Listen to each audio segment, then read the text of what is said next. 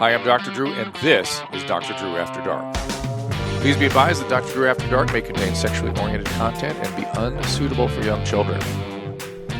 And welcome to another Dr. Drew After Dark. I can't believe we've been doing this as long as we have, but I appreciate the love and support from the Your Mom's House audience. It has been a privilege and a pleasure and a lot of fun.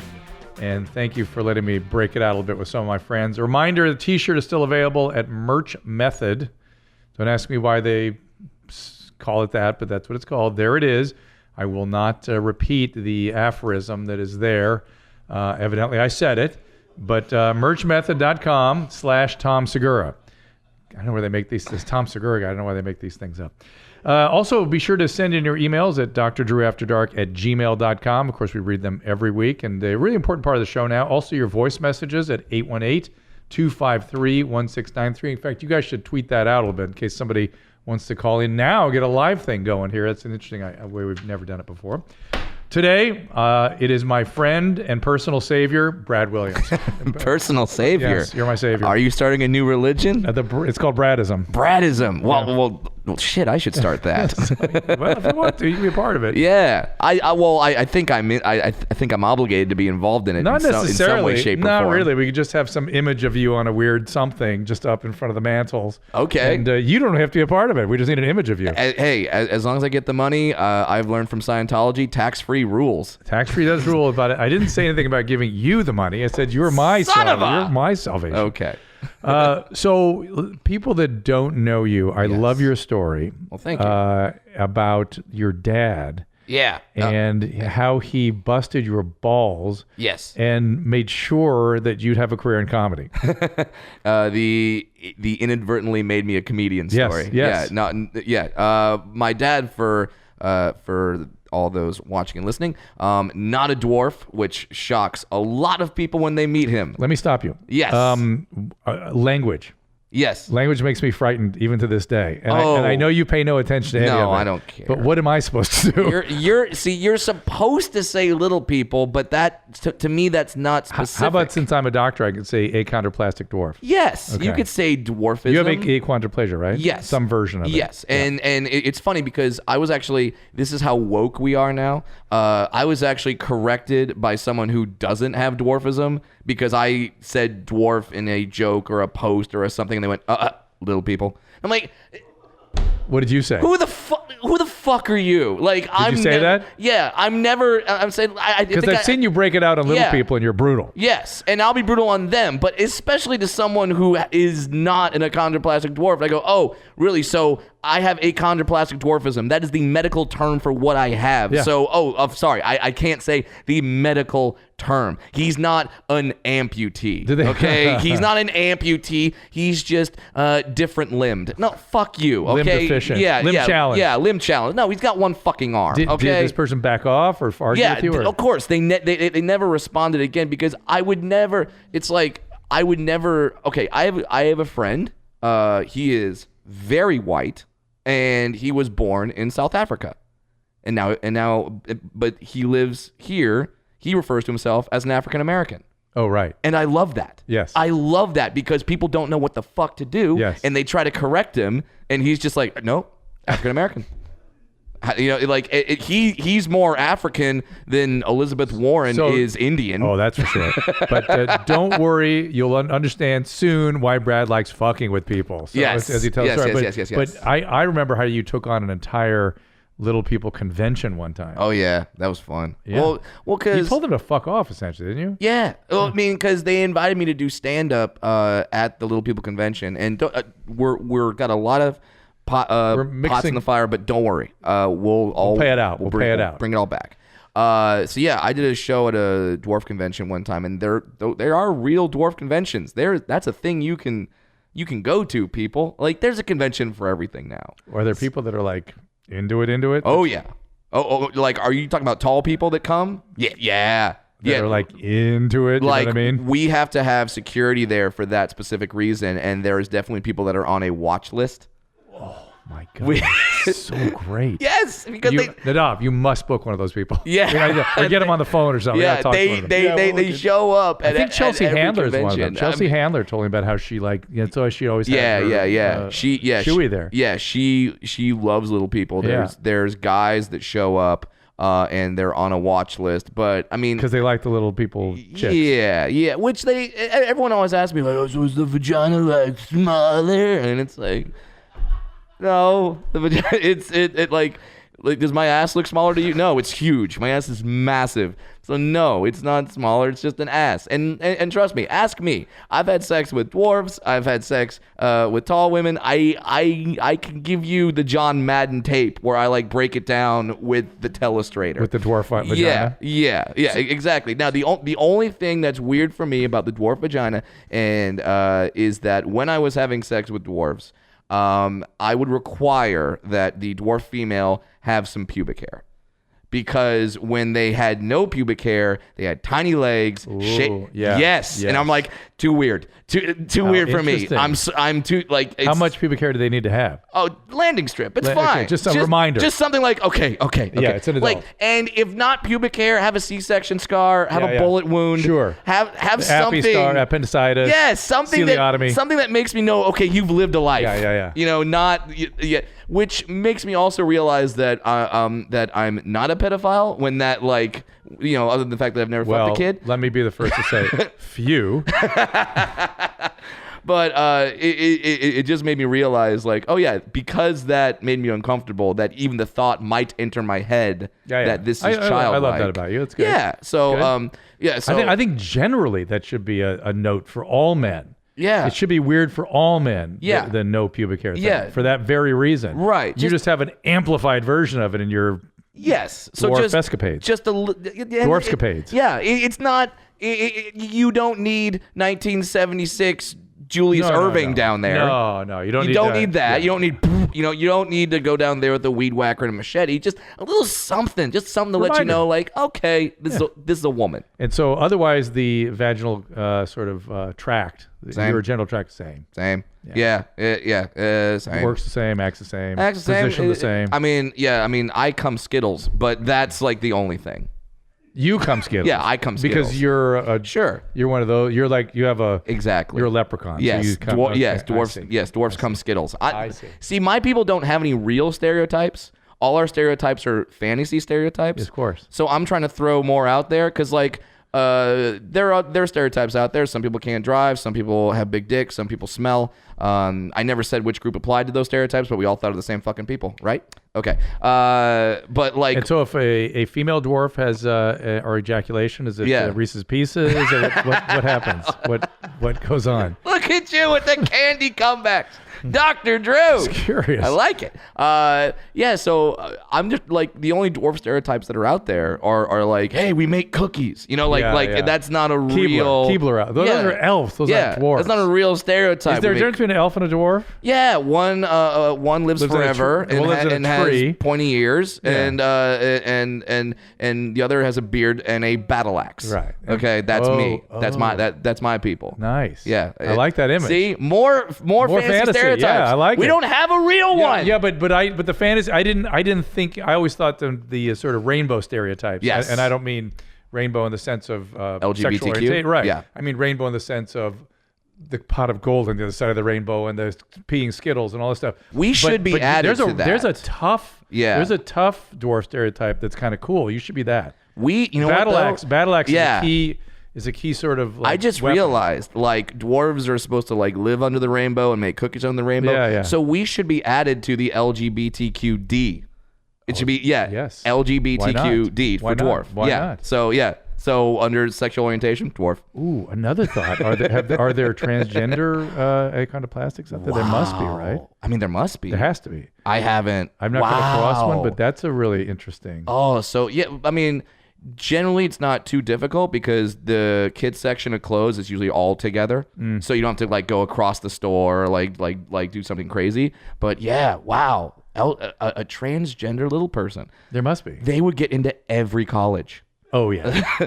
They wouldn't need Lori Loughlin. They would just be in. No bribes. Yeah, nothing. Just like, oh, transgender dwarf, you're on our brochure. You're you are the spokesman. You are sum cum laude. You are everything. Come on, that'd be great. Funny. All right, now we're gonna go back to your dad. Yes, my dad, tall. A regular. Yes. What do we call him? A regular person. We call him reachers. Reachers. Yeah. I like that. Like you're a reacher for me. Yeah. I'm useful to you as a reaching. Exactly. So yeah, my dad is a reacher. My mom's a reacher. When I was born, my dad had this philosophy where he knew he wasn't trying to be these parents nowadays. They're like, you're just like everyone else. Everyone's equal. Everyone's on a level play. No, we're fucking not. Okay, as we're discovering through things like the USC, the college thing, we are not all on the same playing field. So yes, he let me know very young that I was different and I would be made fun of. So his philosophy on this was to make fun of me first before I got to school and train me to sort of have comebacks. So when I got to school and I got made fun of, I would be ready. It would not be a shock to me when a kid looked at me and went, "What's wrong with you?" Like, I'd be ready for that. Was there a first time when he broke into this pattern, or did he sit down and go, "Listen, I want to do this, and this is why it's going to happen," or did it just start happening? I don't remember a first time, but I know that it happened based on conversations I've had with my mom and old home videos as young as 2. Where he would just start insulting me on like family home videos. Your dad is brutal. Yeah.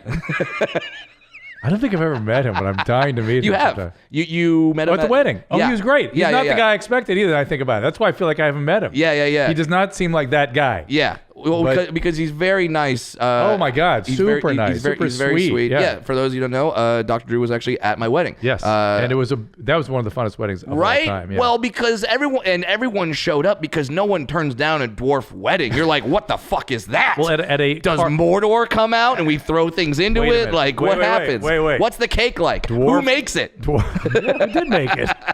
Baskin Robbins. So it was dwarf wedding. Yes. Food, trucks, yes. Car museum, yes. I mean, you checked every box. You forgot the Chinese dragon dancers, the Chinese dragon and the drum. Yes, which I mean, yeah, because so my wife is Chinese, that's why we had the Chinese dragon. If you ever dancers. hear the drum goes like this? That's so racist. Right? That's so racist. That's every so time, racist. And it does that 1,000 times. That's very racist, Dr. Drew. It's not. It's actually culturally. That's very no, racist. What I'm doing is I'm. How would you like it if I was like? How would you like it if I said, "Oh, all black music is like"? See,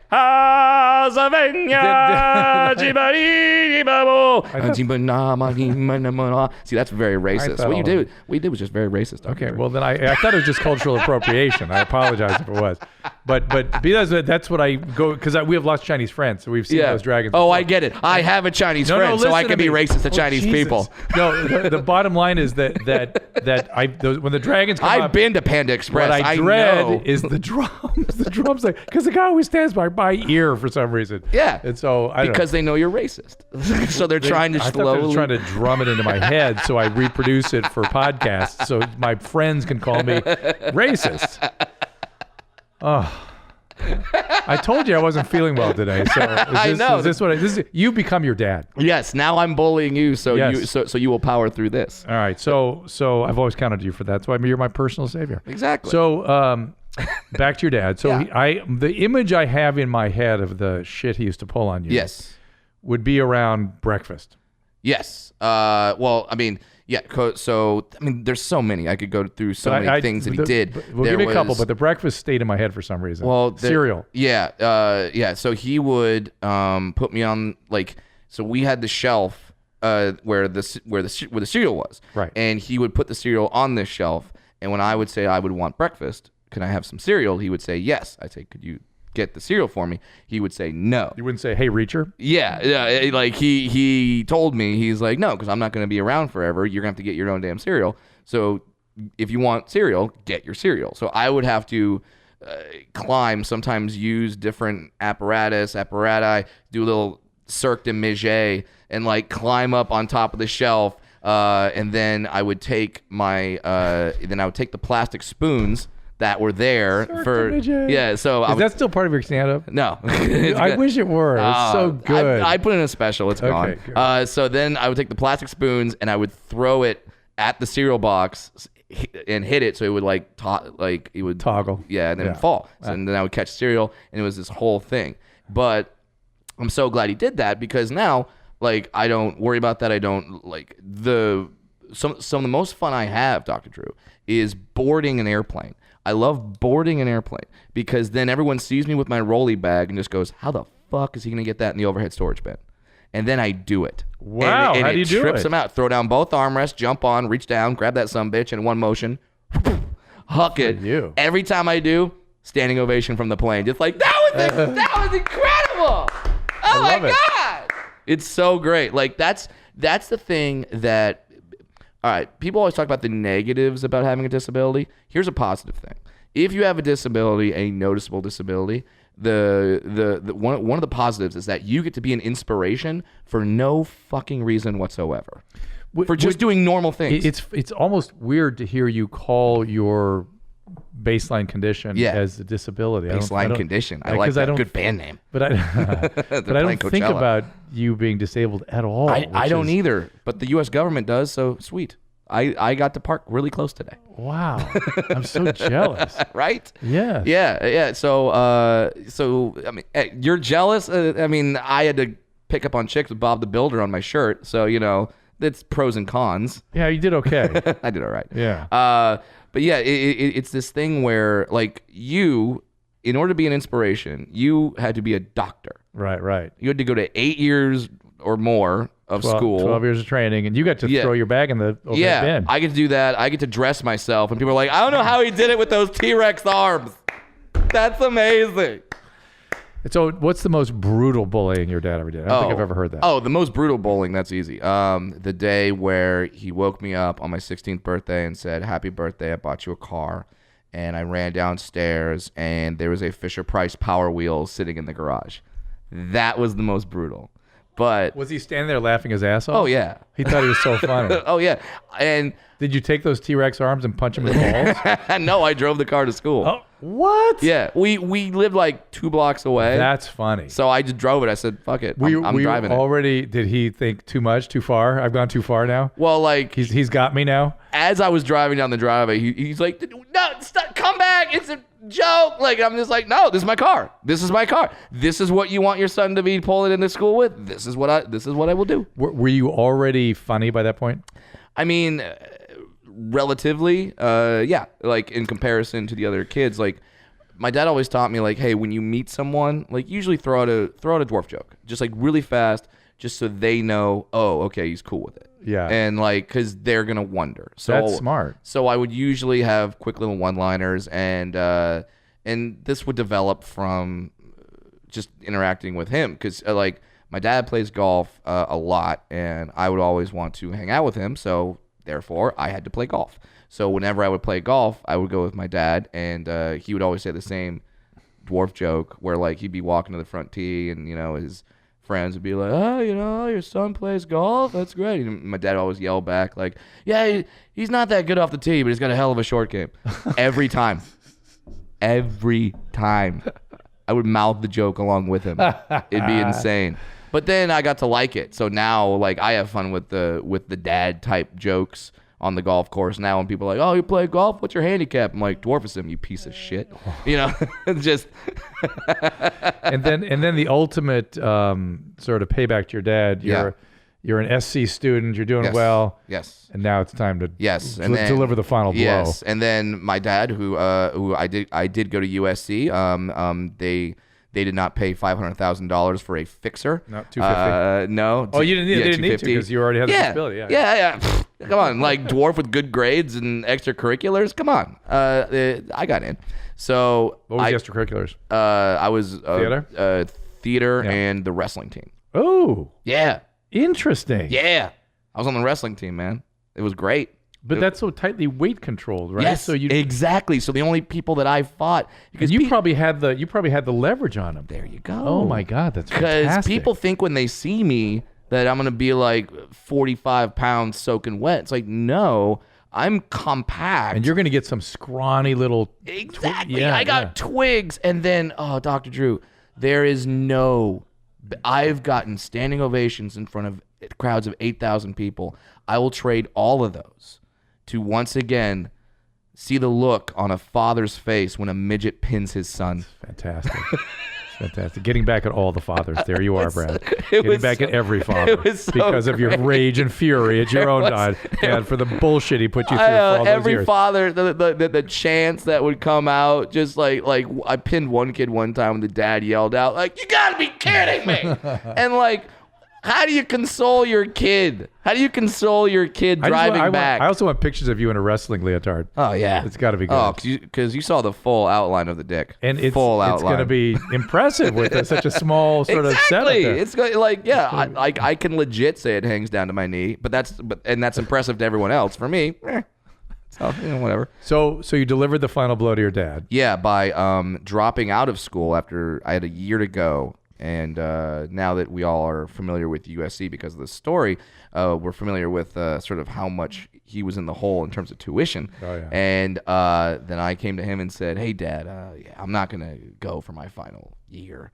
I'm gonna be a stand-up comic," which is just what every father dreams of hearing, right? Said, hallelujah. Yeah. So, but just as we imagined it. Yeah, and I'm not one of these guys where like I don't like it when a lot of people downplay their either their socioeconomic status or like because now we have there's a lot of people that don't like to talk about that they're wealthy. My dad did really well for himself.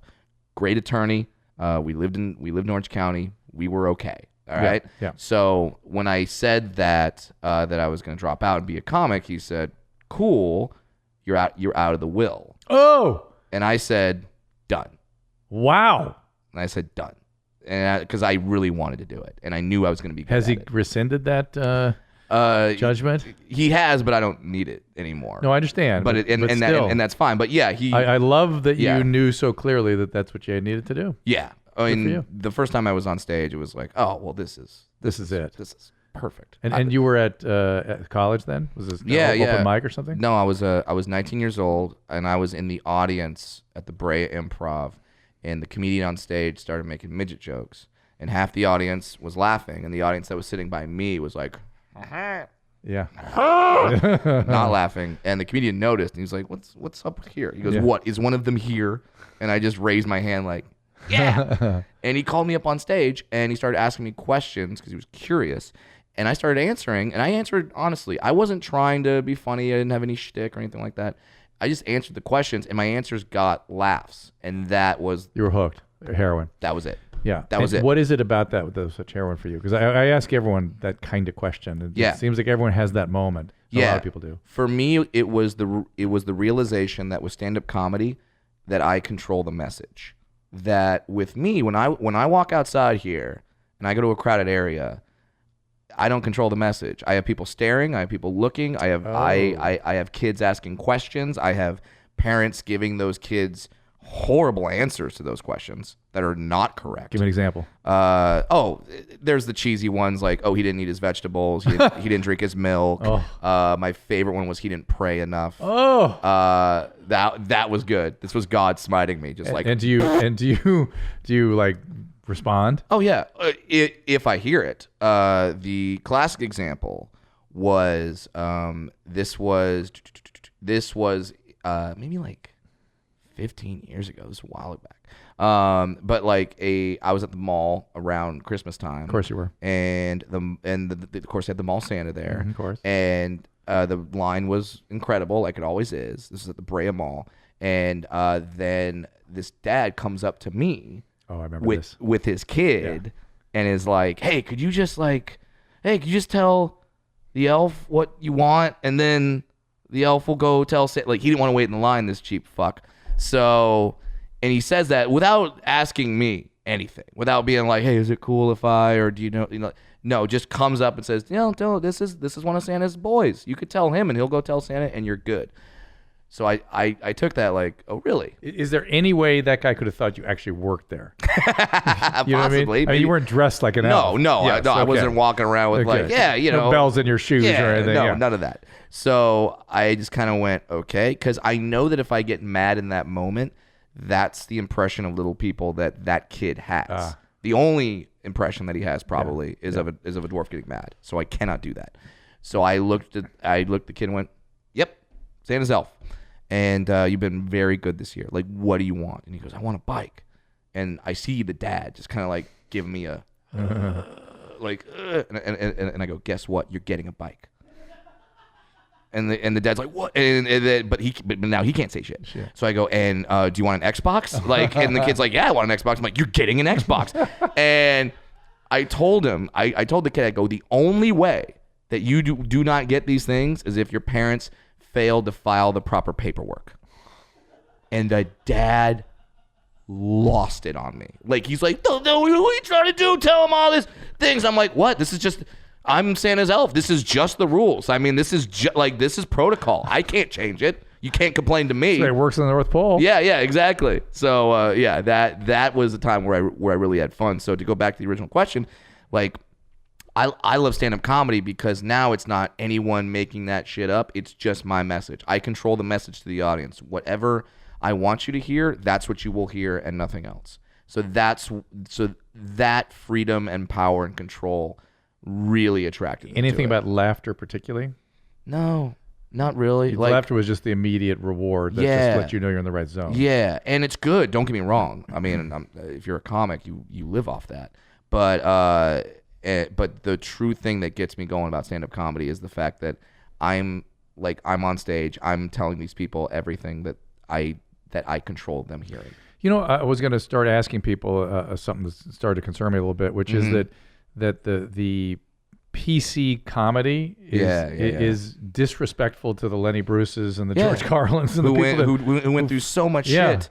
And one of the things about PC comedy that comedy was the origins of stand-up comedy are jesters being the only one being able to make fun of the king. That's the origins of stand-up comedy, where the jester had free speech, no one else did. We have to be able to look at very uncomfortable things and laugh about them, so they become less like toxic. Yeah, and if you hide everything from someone, then when they do become exposed to that, they're unsure, they're not, then it will freak them out. You certainly can't bring it forward and think and talk about it if you're freaked out about it. And the sad part is, look, like, you want to know how I get my news now? John Oliver. Yeah. You know what I mean? Yeah. Because John Oliver isn't CNN, he isn't Fox News, and he does a lot of research. Like, I get my yes, it's left leaning, but he like, that's where I get my news from. And oftentimes, whether it be Carlin, whether it be Pryor, whether it be Rock, whether it be we recently had this sort of the same effect with Hannah Gatsby. Like, comedy can be insanely powerful and more informative than a stuck-up guy in a suit giving a TED Talk. Like, oh, absolutely. Hannah Gatsby was the Australian. Yes. Yeah. Yes. So people that's a Netflix if people want to watch it. Yeah. So comedy can be the informative ones, and what people don't realize with comedy is you have to protect the attempt, because people say, like, oh, well, rape is never funny. Abortion is never funny. It is. It's very funny. But it can be offensive. Yes. Yeah. Very offensive. Yeah. And it's difficult to make that joke funny. Yeah. Very difficult. Yeah. But if you do, oh my God, it's so good and so cathartic and so gold. And you can't say, because if you say, okay, well, we all agree abortion can never be talked about. Well, then what about the person over here that went through spina bifida? Can we make that? Can we make jokes about that? Can we make jokes about dwarfism? Can we make jokes about races? The thing is, comedy comes from conflict and it comes from tension. If I go on stage and say, hey guys, my gender fluid wife and I had a great day today. Everything was good. We talked. We listened to each other. Had a great meal together. We had a wonderful meal that was not of any certain region. Good night, Detroit. It was a mixed. Yeah, that's not funny. Right. It's not funny. Conflict comes from the fight you had with your wife. Conflict comes from the time the guy made fun of you. Conflict comes from you get into a fight. That's where that's where the funny comes from. So you have to be able to protect the attempt.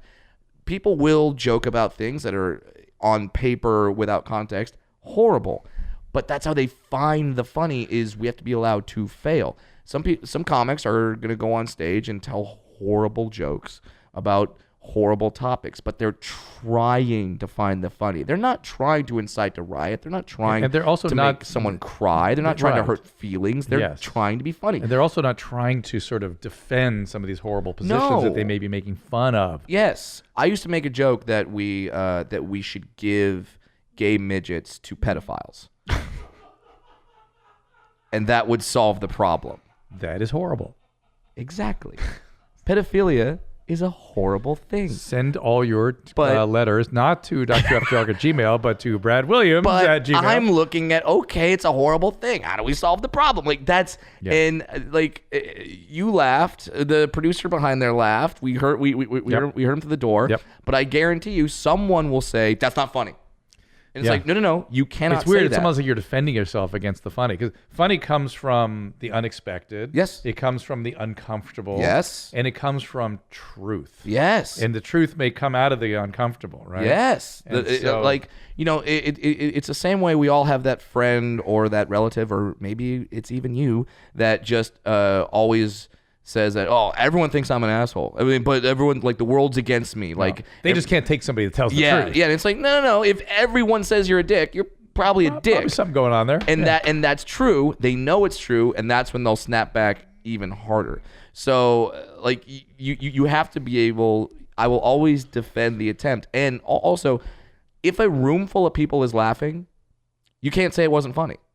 You can't. Right. You can't. That's the beautiful Even part if they're about a joke. Out of discomfort. Yeah. You know, it's funny where it's funny if Anthony Jeselnik tells a horrible joke or whatever about whatever topic that he talks about, and a room full of people laughs, you can't be the one going, well, that's not funny. Yeah. It is. By definition. They all just laughed at it. It's funny. I'll tell you where I see a lot of spontaneous funny where it's unexpected is in sort of primate and anthropology sort of videos where they're doing an experiment and say a monkey or a chimpanzee behaves in a unexpected but unequivocally human way. Yes. And people will just laugh. Or little children that do things of a sinister nature that sort of are spontaneous, and people just laugh out loud. Yes. And it's not funny what the animals or the kids are doing. Not funny at all. No. But it's so true and so recognizable and so similar. They can't help it. One of the most popular videos in YouTube's history is monkey smelling his finger. Of a monkey putting his finger in his butt, smelling it, falling over. Funny. There's a video of a small baby biting the finger of his brother, and the kid crying out in pain, and that's hilarious. The Charlie bit me. That one. That's funny. The two I think of is the Marshmallow Experiment, where the kids can't wait and eat the marshmallows, then afterwards lie about it. Laugh at that. Or the Capuchin monkeys, they train it to do something and they give it a cucumber. They put a monkey in the next cage and they give it a grape, and the cucumber monkey starts throwing the cucumber back at the experimenter. That's funny. Yeah. Very human. Very human. Weirdly inexplicable human behavior. Let's go to some. Let's see. I think we should go to clips. Okay. Let's go to what's being called temperature debate. You said you had something to say on this. Yes. So we're going to get Tom and Christina on their temperature debate. Here we go. Now, I will say, you're pretty mentally ill when it comes to warmth. Yeah. I do like the thermostat to be 76 or above in the room. Yeah, I mean, it's, feels good. It's why people divorce. That is not. Well, do you realize that for like a comfortable room temperature, the majority of people don't feel like 77 is perfect. Is nice. No, I think you have a lot of problems. I think you should go get a physical. I think I do have some kind of low. What is that? Low testosterone? That's AIDS. Yeah. Well, a lot of things jump out at me at that. Well, yeah. First of all, Christina P has AIDS. There's that. And very worried about she's hypothyroid. Sure. She needs her thyroid checked. And it's very common after a pregnancy for this kind of thing to emerge. So that's possible. Although I see the big, bizarre headphones that we're wearing, they no longer wear anymore. So this must have been a while ago, right? or have they returned to the huge I earmuffs? believe this was from episode 485. Okay, so not that long ago. No, yeah, that was going back and forth. I think she's back to the in-ear monitors now. Okay. And what was interesting to me more than anything, though, is that when Tom mentioned divorce, I saw real horror in her face. Did you see that? Play that again. Play it for Brad. See if you can get back to where Tom goes. Now, I will say, you're pretty mentally ill when it comes to. She goes, well, To warmth? I know Yeah. that. She I knows do she's like mentally- the thermostat to be 76 or above in the room. Yeah, I mean, it's, That feels good. it's why people divorce. That is not. Well, do you realize? That's like, divorce. No, no, you're not. Oh, my God. Which is sweet. Which is sweet, but at the same time, are you kidding? Yeah. She has tracking devices on Tom. What are you talking about? love You that. don't know this about her? But the thing is that's one thing that like people always do whatever advice about getting married and all that. No one ever tells you the differences between men and women. I've never heard anyone say the fact that I don't believe a woman has ever said, "No, I'm completely comfortable with the temperature it is right now." Oh my God, I'm so relieved to hear you say that. Because No my woman wife, has ever said that. because I'm a little Ever. I'm a little bit of a temperature freak too, but it goes weird. It goes, my stuff is I have to have air conditioning on when it's hot outside and I have to have heat on when it's cold outside. Yeah.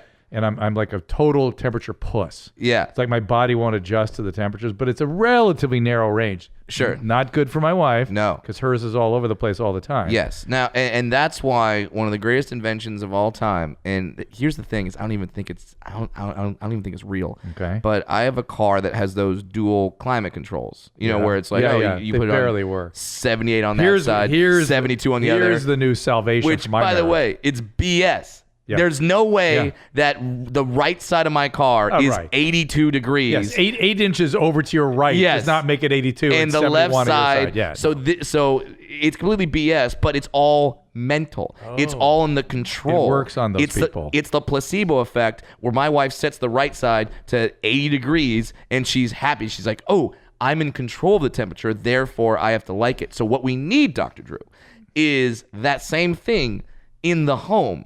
It's like, it's climate controlled regions of your house where you say, oh, the left side of the bed is going to be 80 degrees. It is this thing called Nest. Oh yeah, I have one of Nest. those. Yeah, and Yeah, so yeah. we fight about it. I let's see. Oh, look, it's 67 in my bedroom right now. So we'll fight about that when I get home. But she'll set it back at some point when it gets too hot, and we sort of reach a compromise. Yeah. So, but see what you need is just a 70-degree home, but then people have the illusion. I get it. I get you. I like control. how you think. Yes. I'm scared for your wife, but I like how you Yes, think. the illusion of control. It's fantastic. How is your wife? She enjoying marriage, and I mean, we're not divorced, so that's are good. we doing babies or? We're trying. We're trying. We've I always get this mixed up. One is an explosive device, and the other prevents pregnancy. It's IED versus IUD, Yes. but I don't know the difference. Okay, well, What's the IUD is the one that prevents pregnancy. Okay, because I always say like you just think U for uterus, E for explosive. Okay, because I said to someone one time, I must have said the other one. I said like, yeah, my wife has an IED, and then they were like, what the fuck? Like they were very very confused. But yeah, that has been removed. So now we're trying to have Thankfully, babies. the IED is out. Yes, the IED is out. She's safe.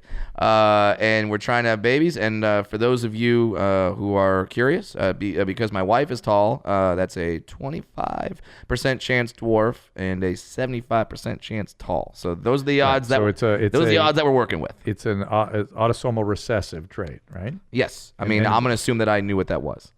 Autosomal recessive, right? 'Cause Domino would be- I know the word recessive. I don't know Yeah. the first part of that. Yeah. So your parents both carried this gene Somewhere. I don't know, but yes. So I somewhere. suppose it can happen spontaneously too. Yeah. All right. I'm just worried that if we have a dwarf kid, that the kid's gonna not want to be a dwarf and hate being a dwarf, and then like, I can't hide. Like, I can't look at the kid as they're like, why am I a dwarf? I can't look at the kid and be like, maybe you got it from your mom. Oh. You know, like I can't blame it on her. Right, so Like, your genes. yeah, they're gonna be looking at that like, okay. What I think would be even more bizarre for you is that you love it and you have a kid who hates it. Yeah. You make a career out of it. Yeah. Dig it, and your kid's like, Love it. rebelling from dad by Sure. saying, I hate my. Yeah. Well, it's like, well, you don't have to do comedy. achondroplasia. You know, you could do something else. There's like one dwarf surgeon. You could do that. Bowling. Bowling.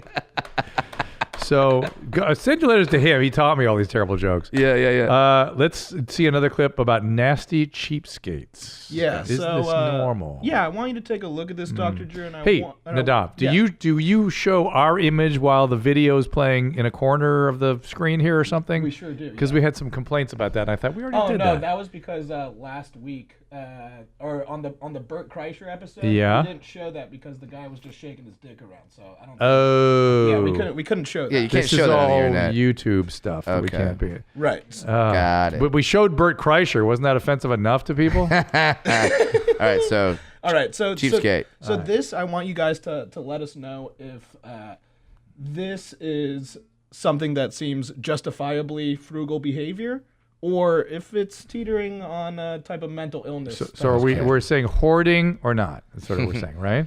Hoarding or you're financially frugal or mental illness. Okay. frugal or mental illness. Okay. Let's play the game. So this is my bathtub. Look at it, it's brand new and shiny. I don't even have to clean it. There's no mildew on my grout, which is amazing. I have never cleaned it because I've never used it. I have a gym membership, and that's where I take my shower. I like to work out. I'm kind of a gym rat. I'm there every day anyway. So far that seems pretty normal, Yeah, now right? see that I sign off on. Right, I mean, so far it's all whatever. health. It's strange, but okay. But it's like she doesn't have to shave or anything. Yeah, It's just shower in the female. gym. Shower at the gym. Well, Yeah. Very good use of time. She's always there. She knows. Okay, and we know maybe it's a lovely gym she's at. Could yeah, be a nice maybe, system maybe set it's up. a great gym. So far I'm on board. So far so good. Here we go a little deeper. This is where I deposit my urine. Oh! To save money, I started peeing in a jar. Just coincidentally happens to be in a lemonade jar.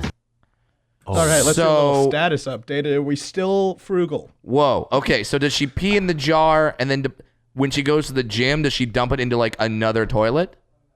We answered that question in a future clip. Here's the next one. Wait. Okay. I want to get the thinking right. Does she think that somehow she's recycling nutrients so she doesn't need to take vitamins or eat as much? Or I think that or she's the water for the toilet is I too think- expensive? Yeah, she's saving water. Yeah, Water. she's saving Okay, water saving water. to, Okay. to dump it into another toilet. Okay. So far we're going to go for the waterless thing at the gym. Yeah. I don't know about that. So right. far weird. Okay. So far, it's getting weird. Okay. Yeah. Quite pungent. Thank you. And the honey. longer it sits, the stronger it gets. I had read online that you can put your urine into your compost pile. And I thought, wow, I can pee in a jar, build my compost, and not have to flush my toilet.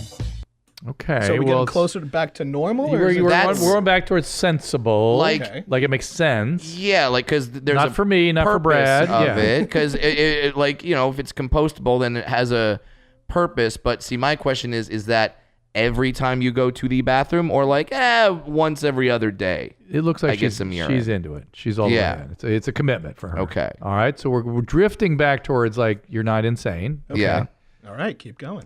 My water bill went from $30 a month to $20 a month. So there's $10 right there. So I pee in a bottle, but don't get me wrong. I poop like everybody else, and I put that in the Uh-oh. toilet. Okay, so and you're normal. so I flush probably one or two times a day. So she's saving $10 a month doing this. I mean, that Okay. seems pretty worth it, right? Well, being my father's son, I would say completely worth it because he was a Depression era dude, and this kind of By stuff. the way, you like If he had heard this, we'd be on to that. In our yeah. house. Well, like okay, so we talked about. I'm gonna put the last two segments together because Yeah. we talked about dads. temperature control Oh, yeah. and dads. My dad, who I also explained earlier, we were fine. We were in Orange County, Yeah, good yeah. house, made some money. My dad refused to run the air conditioner during the summer Oh yeah. because it was like, that's way too expensive. Oh yeah. Way too expensive. Oh yeah. And little issues in the car sometimes too. Yeah. And then shoes, forget it. You need shoes. You have one pair. That's You enough. have a pair. Yeah, that's And good. Here we go. Let me tell you about walking through the snow in Chicago. Here we go. All right. So, okay. Is there another $10 part to this? This is her. We're My gonna. water. Uh-oh. Whoops, let me set up the next one. And Okay. we're sort of not, we're not ecstatic with her behavior, but we're Yeah. also not vomiting as we often are.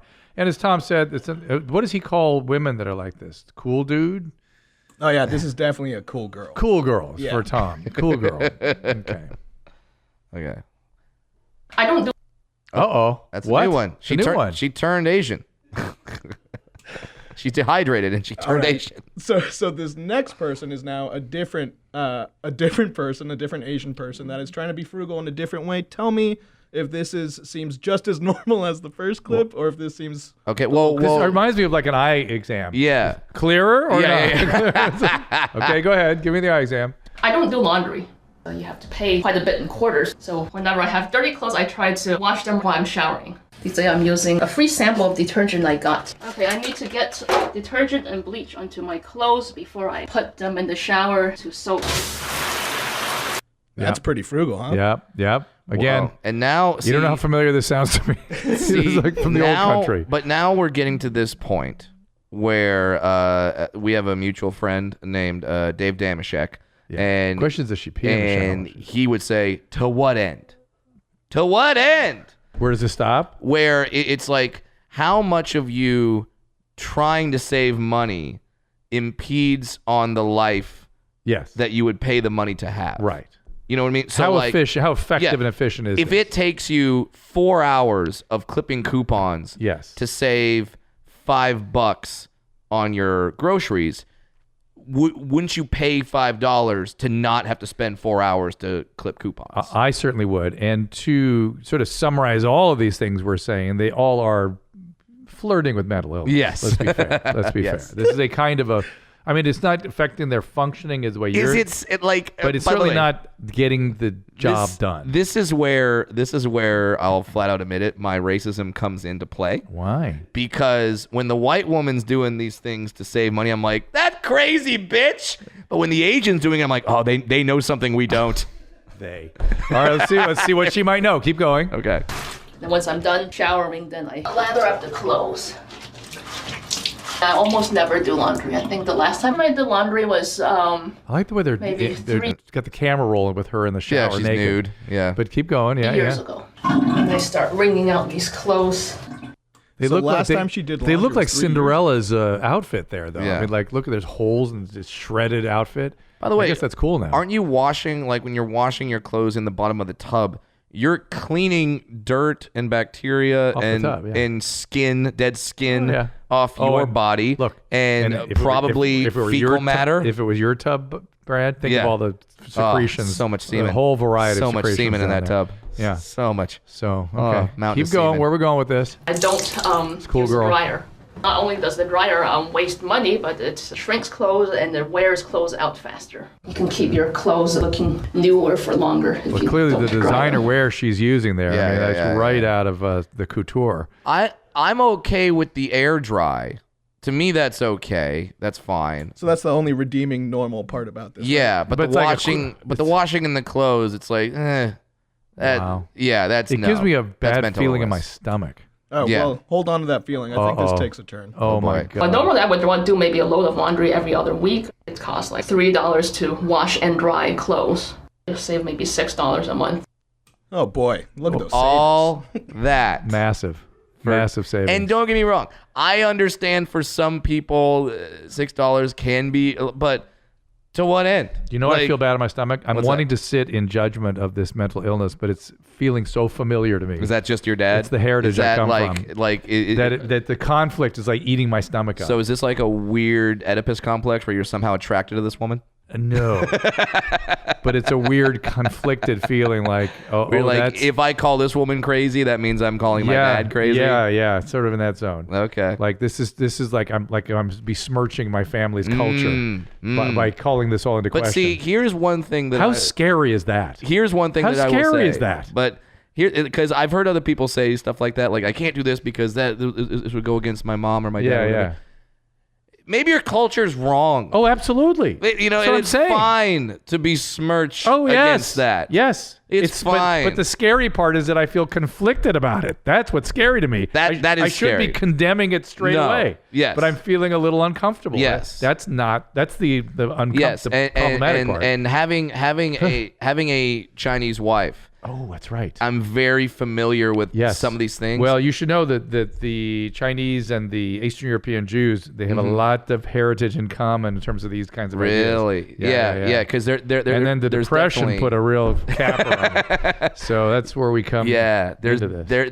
There's definitely been a war of cultures. Like my wife is actually she's half Chinese, and oh my God, the self-perpetuated shame that she feels for being half Chinese. She's like, I'm not. She's not all one or all. She's not all anything. She has told me that she feels horrible that she can't give her Chinese mother Chinese grandchildren. Oh my gosh! And I'm like, that's insane, right? Because you didn't choose your dad. You didn't choose to be half white. Like you she controlled that more than anybody. Like she had sex with the guy. Yeah. Not like, and then she goes, yes, I know it's crazy, but that's how I feel. And then I'm just I can relate to it. Is that it? Is that the end of our torture? I mean, I think we saw enough. I think I do too, but I feel good because it's not the usual kind of torture I get on this show. No, yeah, this has been probably the tamest clip that we've shown you so far. I would agree with that, but that means the emails are going to be horrible. Hold on, I'm getting a text from Mike Catherwood. I can show you something that's torture. No. One of these days, he's texted me while we've been on the show a number of times, and I keep wondering if I could ever show what he's texting me. Never. Oh, and by the way, if anyone wants to take a look at those, the YMH episode that came from, that's from Your Mom's House episode 471. How did the two of them react to this? Yeah. Oh, yeah, they think these people are insane. I mean, rightfully so, right? Yeah. Well, it's mental illness, but it's... she's saving $6 a month. It's what you call on the spectrum. It's on the spectrum, right? Yes. So shall I start with some voice messages or go right to emails? Whatever feels best for you, I'm Drew. going to try an email. Recently, I've noticed a sensation in my balls that feels like someone is constantly squeezing them. This coincides with the fact that I've recently abstained from masturbation. I wonder what it could be. Yeah. Then I broke up with my girlfriend recently. So far, it's been about 21 days since... why do you make me even attempt to get me to read some of this? So he hasn't masturbated. 21 days, broke up with a girlfriend. 21 days. Hasn't had any discharge. Okay. I know everyone's heard of blue balls, but I've never felt this pain before. I was wondering if this was normal. It really does feel like I'm getting kicked in the balls by a baby's foot. It makes me think that I'm unhealthy to abstain for this long. You are. It's unhealthy. Yeah. Yeah. And usually God takes care of it. God will take care of it during the night. Yeah. And here's the thing and Dr. Drew, tell me if I'm wrong, but the human body normally lets you know when you're doing something bad to it. Pain. Yeah, pain. Discomfort. Well, this is sort of a funny thing because blue balls has, I'm talking about it as though it's a clinical term, but it should be. It's pelvic congestion. The seminal vesicles fill up with seminal fluid. Yes. The prostate becomes irritated. The lymphatic tissue starts to engorge down. There's a lot of reason, but people don't understand it has almost nothing to do with the testicles though. The testicles are just this organ that produces testosterone and a tiny trickle of cells back up to the seminal vesicles to mix in with the semen, which is produced by the prostate. And so the balls feel uncomfortable because that's where all the congestion is sort of, it's all in that pelvic area. Okay. So there you go. And let God do it at night, or maybe you just be healthy. And now what's he trying to prove? Does he also wash his clothes in the bathtub? He gave it up for Lent, maybe. Maybe he gave up jerking off for Lent. He's gone cold jerky. We have to get cold jerky. I've noticed every time I have a bowel movement, this is a female, there is an abundance of vaginal discharge. I've noticed it is excreted right before the bowel movement after wiping. I was curious to why. I know a few episodes ago, a gentleman mentioned sperms come out when he has a bowel movement. Evidently, that was one of our more popular emails. Ooh. And I wonder what the correlation is for women. It's called a blumpkin. Not sure, no. If it was just me, I just want to know. Do not Google blumpkin. If you're like, what's that? Don't Google it. Don't do it. The pelvic... I feel like I'd have like a pelvic architecture picture up here so people can understand what I'm talking about. I could just stand here. I'm about the size of a chart. Lean you up and cut you in half. Yeah. The point is the uterus and the vagina right up against the rectum. They're sort of all right in the same zone. And so things that are moving through one can affect the other. I just realized something, Dr. Drew. What's that? I'm 35 years old. Yeah. That means 5 years I'm going to be 40. Okay. I can do the math. I know, and you are a doctor and you are a friend. At some point, your finger's probably going to be at my ass. I understand the correlation. And how at some point, your finger's probably going to be in my ass. But the friend part does not increase the probability of a finger going in your ass. The fact and that the doctor part means I'd have to be your doctor, which I can't also be your friend. The fact that I'm somewhat frugal I can go. You're going to make me do it, is what you're saying. I mean, I can get a free finger up the ass to check my prostate from a doctor. Kimmel brought up the other day that I had done that with him years ago. Yes. And of course, it was when he was the color guy in the morning show on K-Rock. Yes. And Kevin showed up with a tape recorder. Yes. In the room with us. So all I'm saying is what you are seeing is two men who have not had any sexual contact whatsoever, but in the future will. Thank you for that. And that's why I think there's a tension between us. I'm so forward to it, man. Woo! And get a good look at that. I just want you to know that which finger do you use? Which finger do you use? That I just want you the to know index. That the longest one. Just think about. Is that just for me or is that clinical? That's everybody. Okay. But my personal savior is going to have my finger up his ass. That's the part that you're going to be spinning me like a Harlem Globetrotter spins a ball. That should be in a cartoon or a T-shirt or something. About 15 years ago, it's a miracle this one's titled. 15 years ago, I was shot 5 times. As a result, I became paraplegic. I spent nearly 4 years in a wheelchair, and I slowly began to reuse my legs. Wow. Ever since this incident, having an orgasm has become somewhat painful, and I've noticed that urine is released along with the ejaculate. Also, ever since the shooting, I have to urinate frequently all throughout the day and haven't been able to sleep for more than 2 hours at a time. Boy. Any thoughts as to why this is? I don't understand why you Why can't you sleep, though? Because he's having to pee every 2 hours. You can use a catheter. But use a catheter or a diaper. Yeah, but probably... Use a diaper and sleep. Yeah, but it probably still would wake him up. And I guess this is a male, yeah. Okay. So what's the question? The bottom line is that because of the spinal injury, the ejaculation contractions are not coordinated properly, and also the sort of the flap that keeps the urine in and that lets the ejaculate out is sort of dysfunctioning a little bit, which can happen. All this can happen after a spinal cord injury. It seems like there might have been a damage to your autonomic nervous system as well. What I don't understand is why you haven't brought this up with your team, because urological problems and bowel problems are sort of part of the whole paraplegic thing. You got to deal with all that stuff and come up with a plan. Is there a way, because he says that having an orgasm is painful for him? Yeah.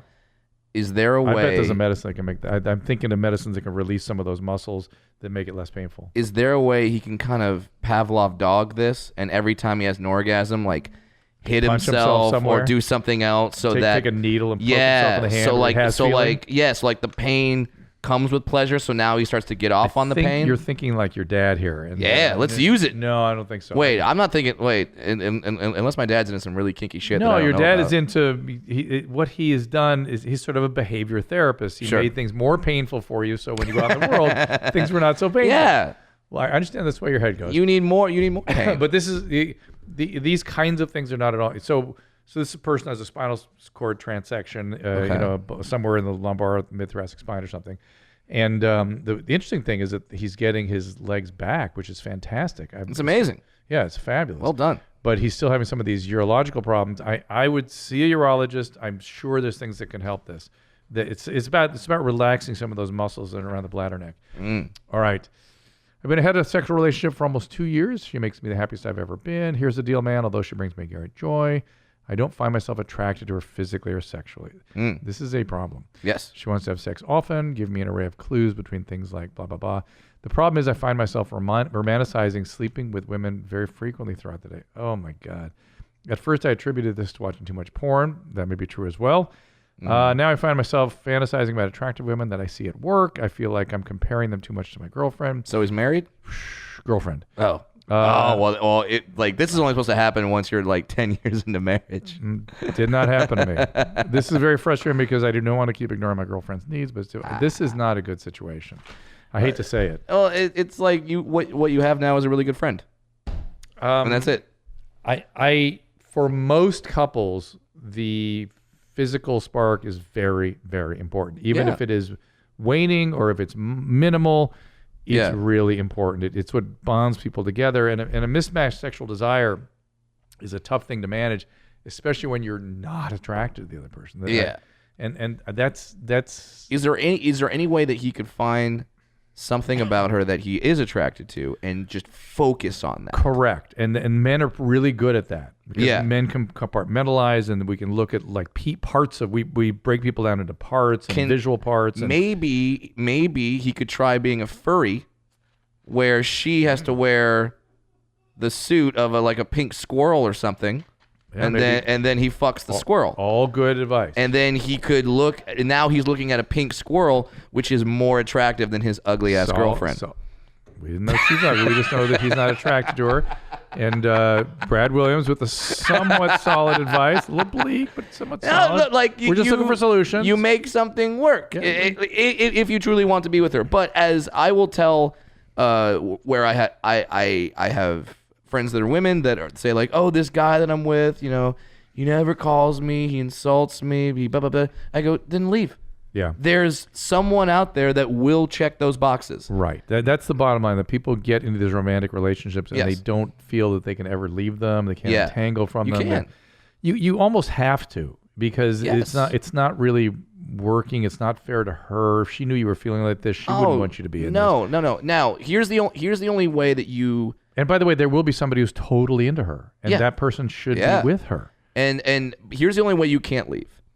Is You're if married and you have kids. No. Then you don't. No. You could leave, but then have an arrangement. But like here's the only way you can't leave is if she is like, if this guy is really ugly, and this woman is the best that he could do, then you can't leave because you're not like you know what I mean. So if there's a numbers mismatch and he's on the wrong end, if she's a 7, All you're a 2, and But you still, wish she was an 8. I not going to happen. I still don't think that's fair to her. It's not. I'm saying like you have no reason. You have to just kind of like, maybe this is the best you can do, and that's where the porn comes in, where you watch these porn stars and you think, oh, I have to fuck a woman that looks like that. The whole problem could be the porn. Could be. I mean, he had to go again cold jerky for a while on the porn and see if you know what. Here's what you do. You could go to prison. He'd be better then. And then when you get out, you'll be like, yeah, you're the hottest thing I've ever seen in my life. That's one solution. Or you guys go and you join the Peace Corps together, and you go to some third world country that's like horrible, and you just look at her like you've never. Or just stop watching the goddamn porn. Because listen, my wife is fantastic. She's gorgeous. She's beautiful. I am sexually attracted to my wife. I am in awe of her. There's no way I should be with her. Yeah. But sometimes I live in Los Angeles. I'll second that, by the way. That's in fact that you're also very sexually attracted to her. I get it. No, you should not be with her. You don't deserve her. That's what I meant. But I would say that living in Los Angeles is probably similar to living in a city like Miami or the entire fucking country of Brazil, where sometimes you look around, you go, oh, and you see these gorgeous, amazing women there. Go, oh, that's normal. It's not. Travel the world, travel the country. You'll go spend some time in Des Moines. Yeah, that's what I'm trying to say. Be happy with what you got. Spend some time in Des Moines. Bottom line. Yeah. Let's hear a voicemail. What do we got? Good morning, Dr. Julia. I have an issue about my vagina. It happens to be maybe an emotional trigger that when I get aroused at a certain point, it's like my vaginal area just clenches like a really, really tight fist and is really uncomfortable and just painful and stings. And it seems to be an emotional trigger. I'm not sure, but I was just wondering if there's any way that you could advise me on getting past this. Okay. I like the little question mark at the end. The question's about my vagina? So, are you that sure? Is called vaginismus. It is rather common. Vaginismus. One of the more common. That sounds like an Egyptian princess. Indeed, she is. Cleopatra betrothed to vaginismus. One of the triggers sometimes is what's called atrophic vaginitis, which is caused by all the progesterone predominant pills that are out there. So if you're on a birth control pill that's with a high dose progesterone, first thing is to get off that and to talk to your doctor maybe about some estrogen cream to get the atrophies. It's sort of an irritation of the lining taken care of, because when what your vagina learns is that it hurts when a penis goes in and it starts spasming. Now, if it's spontaneous... If it's the right one. It's spontaneous... Am I right, Dr. Drew? You're so funny, man. Yeah. So on the spontaneous vaginismus, actually there's physical therapy for that. There are pelvic physical therapists that specialize in treating that. So that's where I would... How do you get that job? I know, they're really good, too. I'm going to work on your vagina today. Oh, damn, there's a book. shoot, I can't remember the name of it. I haven't seen it in years, but there's books out there for exercise you can do to help with that. Just look at pelvic floor and physical therapy. Wow, Yeah. I have a friend who's a physical therapist who has to stretch out old dudes after they've had a hip replacement surgery. Book. Look at the book. How does he get the vaginal stretching gig? I'm pretty sure that's just Lexington Steel. He just comes over and has sex with you, and then that stretches it out. You go right there, don't you? Yes, I do. Evidence-based physical therapy. No, that's actually for physical therapists. There's pelvic. No, that's a physical therapist too. We're looking at the names of some of these. Your best body after baby. Go up the other way. Oh, so you mean down? Down. That's what I mean. Scroll up, go down. Maybe it's the ultimate physical therapy resource. Again, there's lots of things. We're looking at all these different books that are out there for physical therapy. Okay. Physical therapy, pelvic floor rehabilitation. No, that's for professionals. But look for this, go to Amazon and look through some of the books. You'll find it. Okay. All right. So let's go to another. But what's interesting, isn't it interesting how many books there are on this? Yeah. This is so. At least she knows that she's not alone. She ain't alone. Yeah. No. It's very common. Next one. Hey, Dr. Drew. My name is Tyler. I heard you on a previous podcast talking about different colors of poop and what that means. Now, my poop usually isn't influenced by what I eat ever. My girlfriend, on the other hand, she has poop issues. And there was one day where we both took shits the same day that were lime green, like Mountain Dew green, okay? It literally scared the shit out of me. I'm just wondering, what could we have possibly eaten or done together, that resulted in that result? Because it never happened to me before that or since that. So hopefully you can help me out. And just another quick question, if you could maybe answer, why is Bert so fat? Thanks, man. Bert Kreischer. Oh, he eats a lot. He eats a lot. He doesn't give a shit. Yeah. And he drinks a lot. He drinks a lot. And yeah, that's why he's fat. I don't know about the poop thing, but I can tell you why Bert's fat. So the poop thing. First of all, I insist that you guys play this video, this tape for Christina at the first available at your mom's house. She will enjoy this the way no one else might. Okay. Because she's going to want to time up with Tom in some fashion, I bet. Oh. Having said that, because it's not medical and it doesn't really indicate anything medical, I don't know. You guys obviously ate something together that turned it green, but it's not of any real meaning. I can tell you, we have a mutual friend named Dave Sanchez, and his poop once turned green because he ate that. It was I think it was Burger King had an A1 burger, where like the bun was like charcoal black. It was like infused with something, and it was a black hamburger bun. And when he ate that, yeah, his poop came out like, we'll have to find out what that was. Like almost neon green. Ooh, I think that's what he's talking about. Yeah. So maybe like I don't know what this burger was. It was some. Well, let's look it up. Yeah. Let's Google A1 burger. Google the A1 burger. Yeah, I don't know if it's the A1 burger. Google burger with like a black bun. Burger King with black bun. Yeah. Yeah, and whatever this burger was. There it is. It's a Whopper. Oh, it's a Halloween Whopper. Okay. So it had So maybe now maybe we put in what makes the burger the Halloween Whopper black. What makes the black burger? How to make a black burger? There it is. Yeah, how to make a black burger. I have a really racist answer for that, but I'm not going to say it because we're being recorded. Yeah. What the hell? Wait, there it is. Yeah. So it's a black cheeseburger. God darn it. It doesn't really say, does it?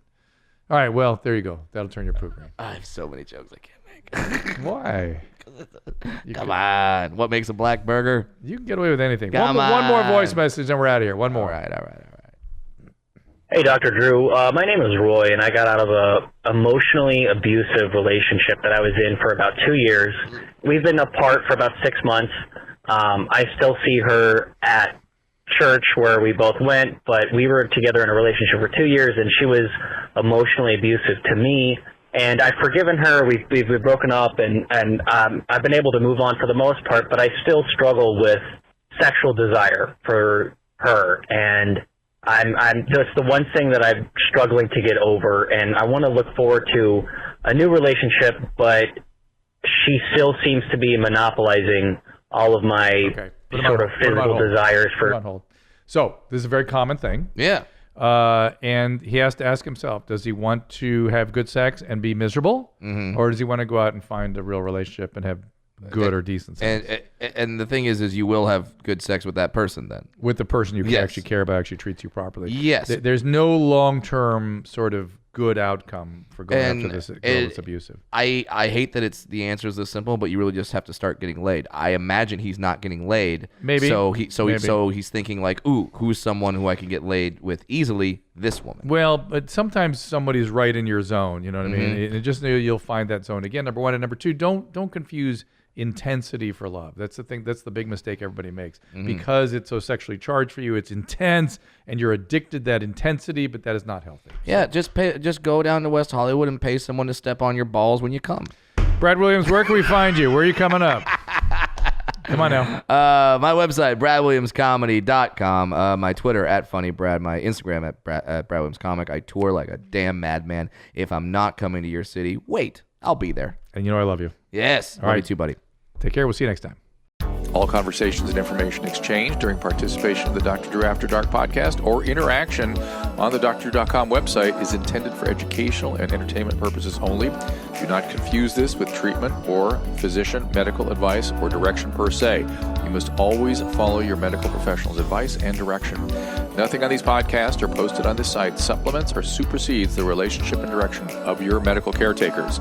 Please understand, I am not playing the role of physician in this environment per se. I'm educating. I am a licensed physician with specialty boards in American Board of Internal Medicine and American Board of Addiction Medicine.